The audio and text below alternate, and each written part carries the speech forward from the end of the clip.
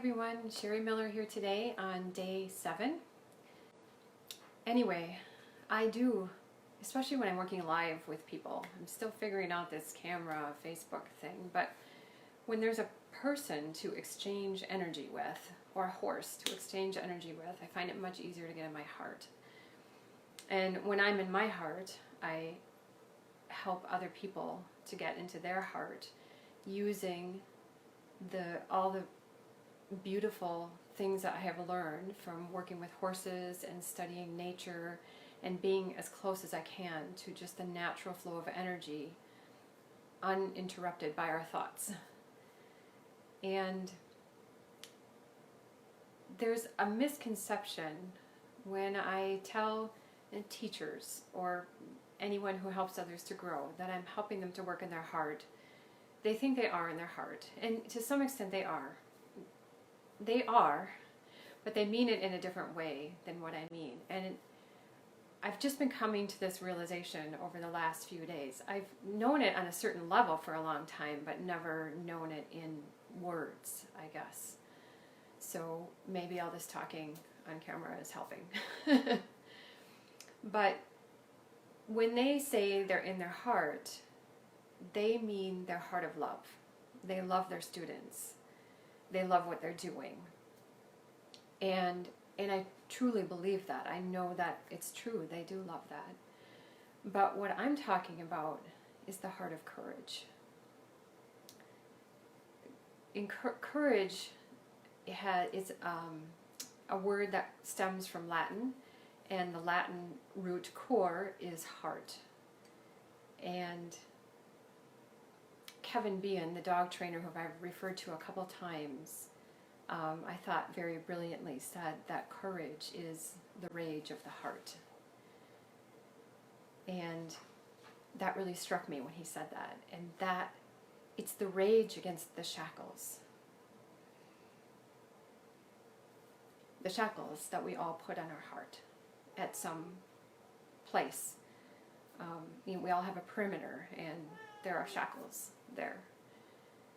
And courage is the rage of the heart, the rage against the shackles. So I know that teachers and coaches and mentors and massage therapists and healers all love their clients, and they love their students, and they love their work. But love is not the same as courage. And courage is what I work on. It's what I need for talking about my business.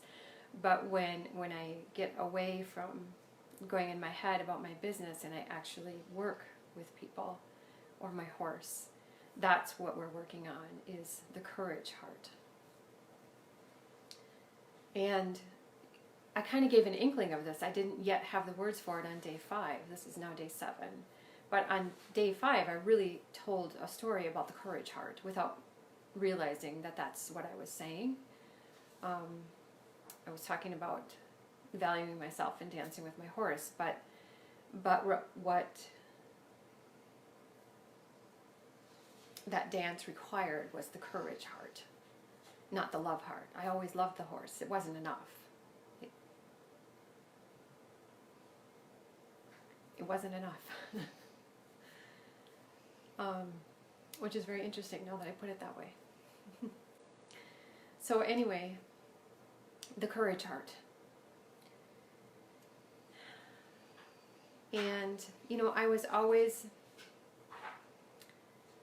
against acronyms, because I feel like people sell an acronym, like, they have this acronym and they sell you something and really all you bought was a damn acronym and a little bit of explanation of it. So I was never going to have an acronym. And then just a few weeks ago, this acronym popped into my head and I fell in love with it. So I don't know if I'm going to use it or not in my business, because I'm leery of acronyms. But they can make it easier to remember things. The danger is you don't want to just remember it, you want to feel it, and so I don't want the acronym to distract from the feeling. So anyway, at the risk of that, I think I'm going to explain my acronym over the next 3 days, just little tiny snippets. I'm trying to do shorter lives. It's too hard to watch long ones. And I just start rambling at the end anyway. So the acronym is HEART. Imagine that. And my logo for a long time, like 6 months, I drew this, I didn't draw it, I made it on the computer, a beautiful logo of a horse embracing a heart. Because I felt like that's where I learned to connect with my heart, is through, embracing it through the horse work. And I don't know, it's just very near and dear to me. So I've always had that heart in there, and I've always talked a lot about the heart, but then the HEART acronym popped into my head, complete. I knew all 5 letters, just instant.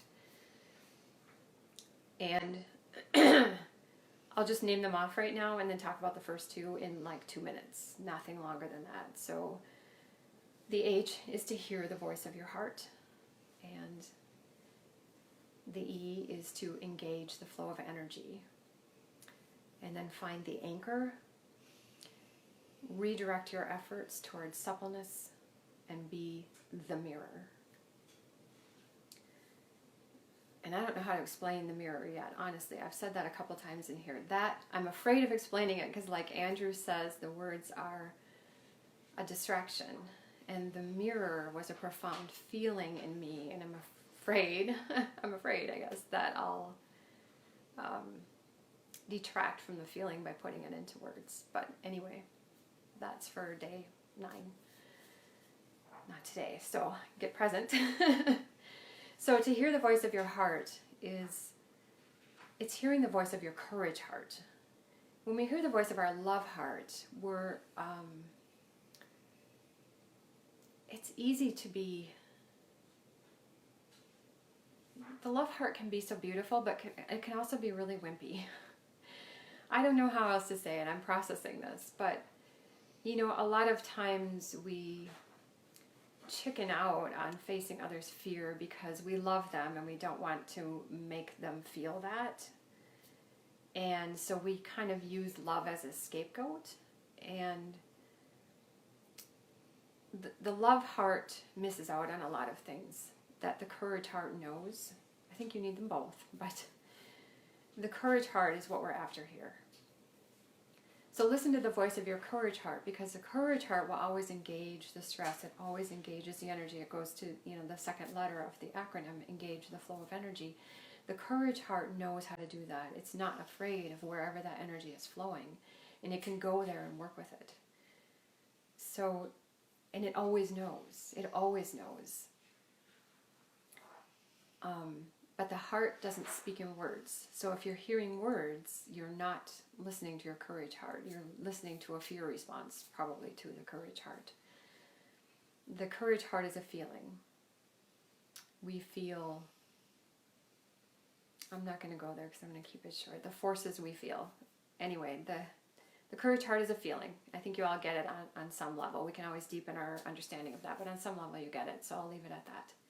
So hear the voice of your heart. And then engage the flow of energy. It's 2 things. One is, what I talked about, I think, yesterday, don't even remember anymore, with playing catch with the ball. Engaging the flow of energy is being able to send and receive in a supple way, partly.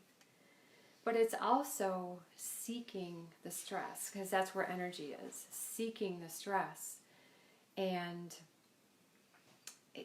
engaging the stress and holding the stress. And that's another thing I would love to talk about at some point, is the process of growth and what the teacher does of seek the stress and hold it and even increase it and create the environment where the butterflies can come, and then hold the stress there until there's enough energy that the butterflies do emerge. I can describe that very beautifully, but that's the E in the heart. So the heart acronym it's not a step-by-step process.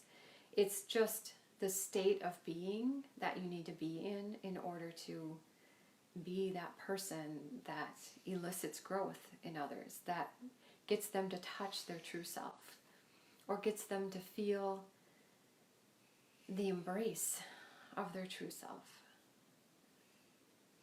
I'm going to go off on a tangent now for just a second, but I think we talk about uncovering the true self all the time, and I agree with that. It's like, peeling away the layers and finding what's inside. But a lot of times, maybe even all the time, when I really get in my true self, it's not so much like I've peeled away the layers. It's like my true self is bigger than me and embracing me. Embracing all the protection of it. And, embracing everything, all the not true self and the true self and everything that came to be to, in the process of living in the world. And it almost feels like outward coming in, like an embrace, rather than inward coming out, which is kind of interesting. I want to say I'll have to think about that, maybe. I don't know if I should be thinking about it or feeling it, but anyway. Yeah, I was going to keep this short, and that was kind of a lovely thought. So that's the H and the E of the courage heart that I teach. Thank you.